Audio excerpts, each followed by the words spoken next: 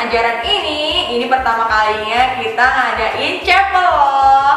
Untuk itu kita bersama-sama menyiapkan hati kita, pikiran kita agar kita bisa memulai chapel dengan baik. Lalu senang berjumpa dengan kalian semua. Yuk sebelum kita mulai kita berdoa dulu ya. Tuhan Yesus, terima kasih kalau hari ini kami bisa berkumpul bersama meskipun secara online, tapi kami mau Tuhan tetap ada bersama dengan kami mengikuti kegiatan chapel ini dari awal, pertengahan hingga akhir. Sertai kami Tuhan, sepanjang kami memuji, menyembah Engkau, bahkan sampai mendengarkan firman Tuhan. Di dalam Tuhan Yesus yang siap katakan, amin. Lagu pertama yang akan kita nyanyikan adalah, ada yang tahu gak ya? Oh, sukacitaku. Nah, kita akan menyanyikan lagu itu bersama-sama, yang sudah siap? Lalu dilanjutkan dengan kau temanku, ku temanmu, kita selalu bersama. Siapa yang di sini bersama-sama? Yuk, kita nyanyikan ya. 1, 2, 3.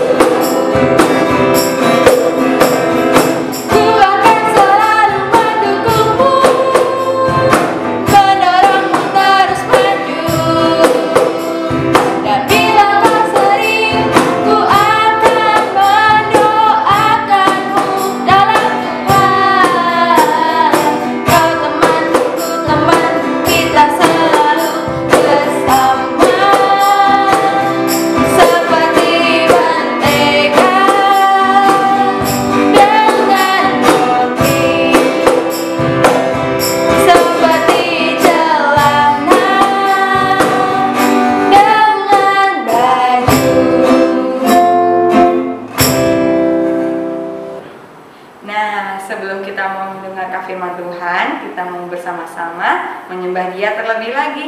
Yuk anak-anak, siapkan hati, siapkan telinga yang mau dengar-dengaran. Kita akan menyembah Dia, kita akan menyanyikan lagu satu lagi. Yaitu apa? Kita akan menyanyikan lagu walau kita tidak bisa melihat apapun yang ada di dunia ini, tapi kita percaya selama ada Tuhan Yesus, kita pasti bisa. Yuk kita nyanyikan bersama-sama.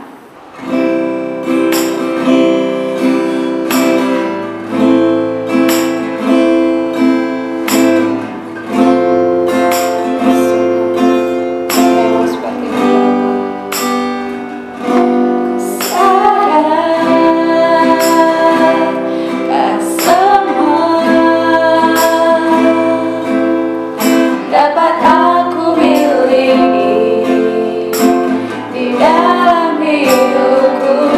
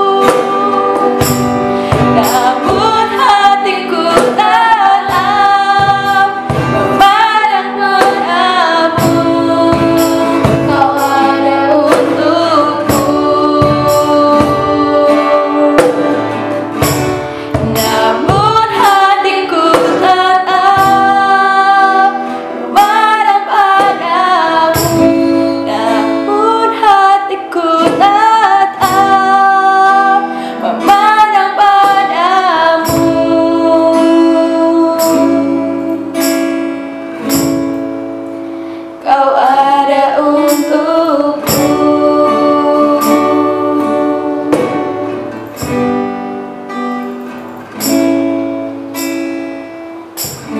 Shalom anak-anak SD Kristen Kalam Kudus yang hebat-hebat, yang manis-manis. Wow, puji Tuhan ya. Hari ini kita sudah memuji Tuhan. Kita sudah bersukacita. Nah, saatnya kita mau duduk tenang mendengarkan kebenaran firman Tuhan. Anak-anak, sebelumnya Miss Theo mau mengajak anak-anak semua untuk berdoa ya. Mari kita berdoa, lipat tangannya, tutup matanya. Kita mau berdoa kepada Tuhan. Mari kita berdoa. Bapa di dalam surga yang kami sembah dan kami kenal, yang mengasihi kami di dalam nama Tuhan Yesus. Saat ini Tuhan, kami sungguh bersyukur kepadamu.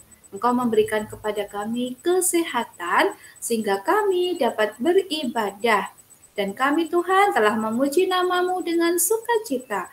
Kami menyembah Engkau, menikmati hadirat Tuhan. Sekarang kami siap untuk duduk tenang mendengarkan firman Tuhan. Kiranya kuasa Roh Kudus menolong kami, menerangi hati dan pikiran kami, sehingga kami boleh mengerti kehendak Tuhan, firman-Mu yang mau disampaikan saat ini.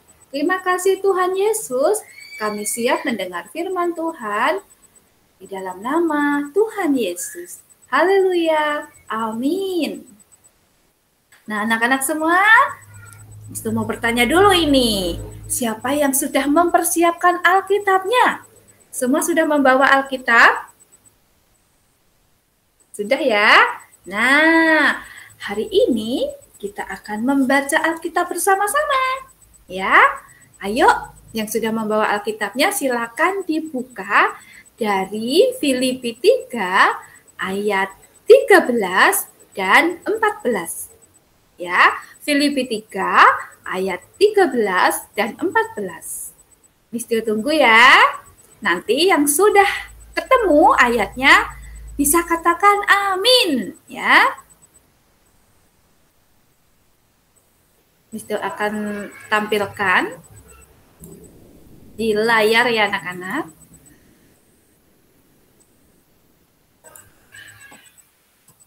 Nah, firman Tuhan hari ini adalah tentang melupakan yang di belakangku, mengarahkan diri ke depan. Sudah ketemu semua ya? Yang sudah katakan amin. Iya. Nah, yuk kita baca sama-sama. Filipi 3 ayat 13 dan 14. Ayat 13. 1, 2, 3. Saudara-saudara, aku sendiri tidak menganggap bahwa aku telah menangkapnya, tetapi ini yang kulakukan. Aku melupakan apa yang telah di belakangku dan mengarahkan diri kepada apa yang di hadapanku, dan berlari-lari kepada tujuan untuk memperoleh hadiah, yaitu panggilan surgawi dari Allah dalam Kristus Yesus. Nah, anak-anak, yang menulis surat Filipi 3 yang kita baca hari ini adalah Rasul Paulus. Rasul Paulus itu adalah muridnya Tuhan Yesus setelah Tuhan Yesus naik ke surga. Nah, anak-anak, siapakah Rasul Paulus itu? Nah, sebelum namanya menjadi Rasul Paulus ini bernama Saulus. Nah, anak-anak, Saulus ini memiliki latar belakang atau masa lalu. Nah, masa lalunya seperti apa? Nah, Saulus ini adalah orang yang hebat, orang yang pintar ya, orang yang jenius anak-anak. Dia berasal dari bangsa Israel, dari suku Benyamin, orang Ibrani asli. Dia itu memiliki seorang guru yang hebat, ya, yang terkenal pada masa itu bernama guru besar Gamaliel. Wow, kalau anak-anak SD Kalam Kudus adalah anak-anak yang hebat dan pintar juga, memiliki guru-guru Mister dan Miss yang hebat juga kan? nggak kalah dengan Paulus ya, Saulus ya. Nah, anak-anak, Saulus juga seorang yang melakukan hukum Taurat dengan luar biasa, dengan baik ya. Anak-anak pada tahun ajaran yang lalu, pada semester kedua, anak-anak sudah belajar firman Tuhan tentang hukum Taurat ya. Nah, anak-anak sudah melakukannya belum? Pasti ya, anak-anak Kalam Kudus hebat-hebat pasti sudah melakukannya ya. Nah, anak-anak, Saulus ini orang yang taat melakukan hukum Taurat. Tetapi ada juga perbuatannya yang bisa dikatakan tidak baik atau orang menyebutnya jahat. Wah, kok begitu, Miss? Iya, Saulus dikatakan jahat karena dia mengejar, menangkap, bahkan menyakiti orang-orang yang percaya Tuhan Yesus, ya. Mereka orang-orang yang percaya Tuhan Yesus ini bersembunyi, ya, dimanapun berada dicari, mau ditangkap dan disakiti. Nah, anak-anak, pada suatu ketika Saulus mau pergi ke suatu daerah yang bernama Damsyik. Ketika di perjalanan menuju ke Damsyik, anak-anak, Saulus bertemu ya atau ditemui oleh suatu cahaya dari langit yang menyilaukan. Cahayanya itu mengelilingi Saulus sehingga membuat Saulus tidak tahan untuk melihat cahaya itu. Sangat silau anak-anak ya. Sampai Saulus itu terjatuh, sampai tersungkur anak-anak, tengkurap gitu ya. Nah, anak-anak, Saulus mendengar suara juga dari cahaya itu. Nah, cahaya itu mengeluarkan suara begini. Saulus, Saulus, kenapa engkau menganiaya aku? Saulus mendengar suara itu dan teman-teman yang bersama dia juga mendengarnya, tapi tidak melihat siapa yang mengatakannya. Suara itu berasal dari cahaya dari langit itu. Katanya, Saulus, Saulus, kenapa engkau menganiaya aku? Lalu Saulus menjawab, siapakah engkau Tuhan? Nah, lalu suara itu juga menjawab lagi, aku adalah Yesus yang engkau aniaya. Jadi artinya bukan Tuhan Yesus disakiti oleh Saulus, bukan, tetapi pengikutnya.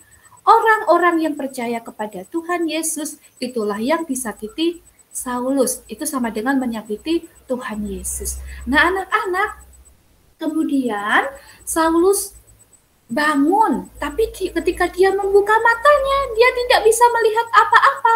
Dia menjadi buta. Nah, kemudian Saulus dibawa ke rumah salah seorang murid Tuhan Yesus, pengikut Tuhan Yesus yang bernama Ananias. Nah, Saulus tinggal di sana selama 3 hari, ya. Selama 3 hari di sana dia berpuasa, ya, dan dia berdoa. Kemudian setelah 3 hari, Saulus sembuh, matanya bisa melihat kembali. Nah, anak-anak, Saulus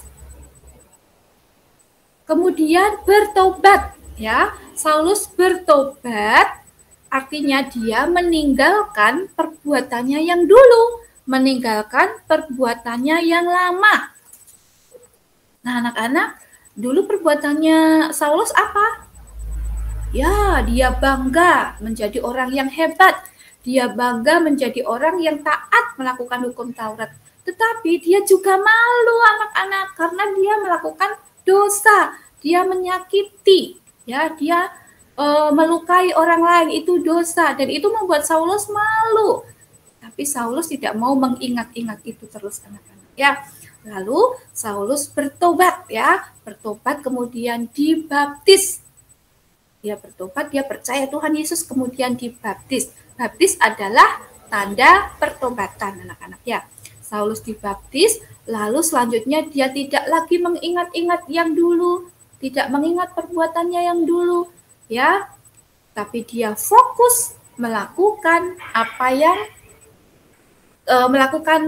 yang di depannya, yang baik, melakukan kehendak Tuhan Yesus.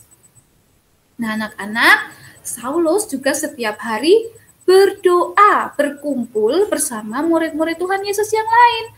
Dia setiap hari berdoa dan membaca firman Tuhan. Supaya apa? Supaya mengenal Tuhan lebih lagi. Supaya bisa menyenangkan hati Tuhan. Ya anak-anak, lalu setelah dia bertekun, berdoa, giat, membaca firman, dia mulai mengenal Tuhan yang mengasihi dia. Walaupun Tuhan Yesus, murid-muridnya atau pengikutnya, orang-orang yang percaya kepadanya disakiti oleh Saulus, tapi Tuhan tidak menghukum Saulus. Tuhan mengasihi Saulus. Tuhan mengampuni dosa-dosa Saulus. Sehingga Saulus sangat bersyukur. Ya. Oh iya, setelah dibaptis nih anak-anak, Saulus udah berubah nama menjadi Paulus ya. Wah, Miss tuh hampir lupa nih ya. Berubah nama menjadi Paulus. Jadi setelah bertekun dalam doa, membaca firman Tuhan, mengenal Tuhan, Saulus bertekun giat untuk menceritakan kasih Tuhan kepada orang-orang di berbagai tempat di dunia ini, anak-anak. Wow, hebat ya. Nah, anak-anak, sama seperti Rasul Paulus. Kita, Miss Theo, Miss dan Mister, orang tua kita, papa, mama, dan anak-anak semua pasti memiliki masa lalu. Semua orang di dunia ini pasti punya masa lalu. Ya anak-anak, masa lalu itu ada dua macam saja. Ada yang baik, ada yang buruk. Nah, kalau masa lalu yang baik, tentunya menyenangkan ya anak-anak. Pastinya menyenangkan. Nih, Mister mau tunjukkan nih. Ini ilustrasi atau gambaran masa lalu itu yang baiknya menyenangkan ya. Mungkin kita bahagia, kita happy ya, kita punya kenangan yang indah, disayang, mendapatkan hadiah ya, diperhatikan, atau kita pernah juara ya. Tapi itu dulu, masa lalu adalah masa-masa yang sudah dahulu sudah terjadi ya. Nah, anak-anak, kemudian ada juga masa lalu yang buruk, yang tidak menyenangkan. Mungkin kita pernah disakiti, kita pernah dibully, kita pernah ditinggalkan sendirian, kita pernah melakukan dosa. Nah, itu hal yang buruk. Ayo seperti Saulus atau Rasul Paulus ya, kita lupakan semuanya masa lalu itu ya, karena masa lalu itu sudah tidak bisa kembali lagi. Contohnya nih ya, anak-anak kelas 6 nih, Cece dan Koko, kakak-kakak yang kelas 6 yang sudah paling besar ya di SD ini ya. Nah, apakah anak-anak kelas 6 ini bisa kembali lagi ke kelas 1? Pasti dulu pernah kelas 1 kan ya. Masa lalunya anak kelas 6 adalah di kelas 1, kelas 2. Nah, waktu itu anak-anak masih kecil, masih berumur sekitar 6, 7, atau 8 tahun. Nah, sekarang sudah 11 atau 12 tahun ya. Nah, apakah anak-anak kelas 6 bisa kembali menjadi anak kelas 1 atau anak kelas 2? Bisa kembali? Atau bahkan anak-anak kelas 6 yang sudah Koko, Cece yang udah cantik dan ganteng, yang besar-besar dan pintar ini bisa kembali menjadi baby lagi? Tidak bisa. Baby kelas 1 adalah masa lalu, jadi tidak bisa kembali lagi. Ya anak-anak mau kembali nggak bisa, mau jadi kecil. Lupakan masa lalu, tinggalkan ya. Kalau itu masa lalunya sedih, jangan diingat-ingat, nanti membuat kita tidak bisa semangat. Kalau masa lalunya senang ya, wah dulu aku hebat, berhasil menjadi seorang juara. Jangan diingat-ingat terus dan menjadi puas. Kan dulu sudah juara, sekarang nggak usah berjuang lagi. Nah, itu juga nggak boleh ya anak-anak. Nah, artinya kenapa kita harus melupakan masa lalu? Supaya kita menjadi orang-orang yang perkasa, orang-orang yang kuat, orang-orang yang hebat. Nah, anak-anak. Nah, dosa-dosa yang kita lakukan dulu ya, itu yang masa lalu, dosa-dosa kita di masa lalu itu sudah diampuni Tuhan. Jadi kita nggak perlu ingat-ingat. Yang menyenangkan juga tidak perlu terlalu diingat. Ya, jadikan masa lalu itu sebagai pengalaman. Entah pengalaman yang buruk, entah pengalaman yang baik. Jadikan masa lalu itu pengalaman. Menjadi pelajaran supaya kalau yang buruk kita tidak ulangi, yang baik bisa membuat kita, memberikan kita, mendorong kita bisa lebih bersemangat. Nah, anak-anak, kita juga harus bisa menerima masa lalu kita apapun keadaannya. Ya, anak-anak, supaya kita bisa belajar dan kita bisa hidup dengan penuh damai. Nah, selanjutnya anak-anak, di dalam firman Tuhan tadi dikatakan juga ya, kita mau mengarahkan diri kepada apa yang di hadapan kita. Nah, kita diajak untuk fokus dan bisa memberikan dorongan atau memotivasi diri kita sendiri untuk melakukan yang terbaik pada hari ini. Ingat, lakukan yang terbaik pada hari ini. Karena apa yang kita lakukan hari ini mempengaruhi masa depan atau hari esok. Ya, anak-anak. Jadi, kalau hari ini kita semangat, kita the best, itu akan mempengaruhi kita hari esok. Nah, seperti seorang pelari.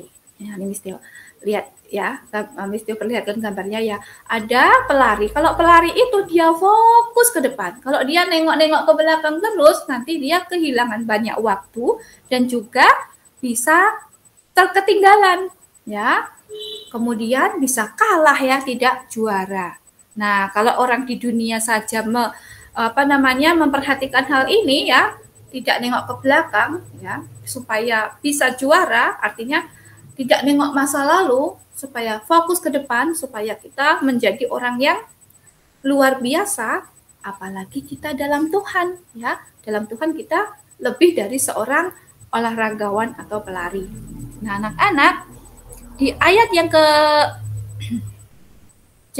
ke-14 ya, Filipi 3 ayat 14 dikatakan, dan berlari-lari kepada tujuan untuk memperoleh hadiah, yaitu panggilan sorgawi dari Allah dalam Kristus Yesus.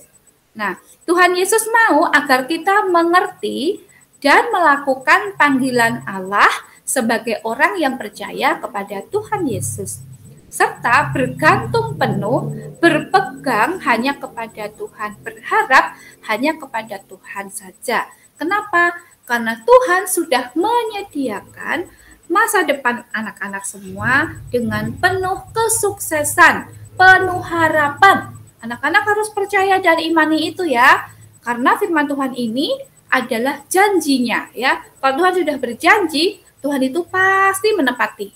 Karena Tuhan tidak seperti manusia yang berjanji tapi kadang lupa. Kalau Tuhan sudah berjanji, Tuhan ingat terus dan pasti ditepati. Anak-anak tidak perlu khawatir pada janji Tuhan. Nah, janji Tuhan adalah menyediakan masa depan yang gilang gemilang, yang bersinar, penuh harapan. Nah, anak-anak nanti bisa membacanya sendiri ya, di dalam Yeremia 29 ayat 11. Di sana dikatakannya anak-anak. Nah, kalau kita berlomba-lomba dalam iman, percaya kepada Tuhan, berlomba-lomba melakukan kebenaran, berlomba-lomba taat kepada Tuhan, berlomba-lomba menyenangkan hati Tuhan, Tuhan sudah menyediakan mahkota ya, menyediakan mahkota kehidupan. Jadi anak-anak akan menerima hadiah dari Tuhan ya. Siapa yang mau hadiah dari Tuhan? Miss Tio mau dong ya. Yang ngasih hadiah bukan sembarangan nih, bukan Pak Presiden, atau bukan guru, atau bukan orang-orang di dunia ini yang hebat-hebat, tetapi yang memberikan mahkota atau hadiah kepada kita adalah Tuhan yang menciptakan langit dan bumi, Tuhan yang memiliki alam semesta ini, ya. Yang bernama siapa anak-anak? Yang bernama, betul, namanya adalah Tuhan Yesus. Jadi anak-anak, sekali lagi Miss Tu mau ingatkan ya, ayo kita lupakan masa lalu. Ya, entah baik, entah buruk, kita lupakan. Jadikan masa lalu sebagai pengalaman, pelajaran.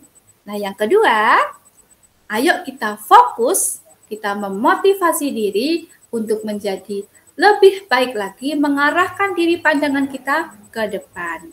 Dan yang ketiga, kita berlomba-lomba ya anak-anak untuk menjadi orang-orang yang juara di dalam melakukan kehendak Tuhan, panggilan Tuhan. Kalau anak-anak sebagai murid, ayo lakukan yang terbaik, giat, ya, belajar dengan giat, dengan sesuai dengan firman Tuhan. Tidak ada curang-curang, tidak ada yang namanya malas, ogah-ogahan, tidak ada lagi. Karena apa, anak-anak? Kita mau berlomba-lomba menyenangkan hati Tuhan. Bukan hati misnya, bukan hati mister, bukan hati mama papa, bukan menyenangkan orang yang ada di sekeliling kita. Terlebih dari itu adalah menyenangkan hati Tuhan. Anak-anak semuanya siap? Haleluya, puji Tuhan. Amin untuk firman Tuhan ya. Mari kita bersama-sama bersemangat untuk melakukan firman Tuhan. Sekarang kita akan berdoa, anak-anak. Lipat tangannya, tutup matanya ya. Mister akan memimpin di dalam doa. Bapa di surga yang mengasihi kami bersyukur untuk kebenaran firman-Mu yang Tuhan telah sampaikan kepada kami melalui Misteo. Tuhan Yesus, kiranya Tuhan menolong kami supaya dapat menjadi pelaku firman-Mu. Mulai saat ini Tuhan, kami mau melupakan masa lalu kami. Kami mau fokus melakukan yang terbaik pada hari ini dan kami mau fokus menatap ke depan. Kami mau berharap kepada Tuhan karena Tuhan sudah berjanji, Tuhan menyediakan masa depan yang gilang gemilang, masa depan yang cerah penuh harapan. Dan kami juga mau berlomba-lomba Tuhan menjadi juara di dalam ketaatan, di dalam melakukan kehendak Tuhan, di dalam menyenangkan hati Tuhan. Kami mau menjadi saksi Tuhan dimanapun kami berada. Tuhan, mampukan kami untuk menjadi anak-anak terang yang menyenangkan hati Tuhan. Inilah kerinduan kami semua. Tuhan Yesus berkati anak-anak, berkati kami semua yang telah mendengarkan firman Tuhan hari ini. Kami mengucap syukur Tuhan, dan kami mau terus menyenangkan hati Tuhan sampai kapanpun. Terima kasih Tuhan. Di dalam nama Tuhan Yesus kami berdoa dan mengucap syukur. Haleluya. Amin. Tiba saatnya bagi kita untuk mengumpulkan persembahan. Bagi Bapak Ibu yang ingin mengumpulkan persembahan dapat mentransfer ke rekening yang ada di bawah ini. Baiklah, mari kita berdoa. Bapa, kami mengucap syukur untuk hari ini ya Tuhan, untuk berkat-Mu sehingga kami bisa mengikuti chapel sebagaimana mestinya. Sebentar kami ingin memberikan persembahan ya Bapa, kiranya Tuhan memberkati tangan-tangan orang-orang yang memberikan persembahan dan juga tangan-tangan orang-orang yang akan mengelolanya. Terima kasih Tuhan, terima kasih Yesus. Kami tak lupa berdoa ya Bapa untuk hikmat dan kebijaksanaan daripada-Mu untuk mengelola apa yang tersisa pada kami. Terima kasih ya Bapa, terima kasih Tuhan. Di dalam nama Yesus kami berdoa dan mengucap syukur. Haleluya, amin. Demikian chapel kita pada pagi hari ini. Semangat ya anak-anak belajarnya. God bless you, bye-bye.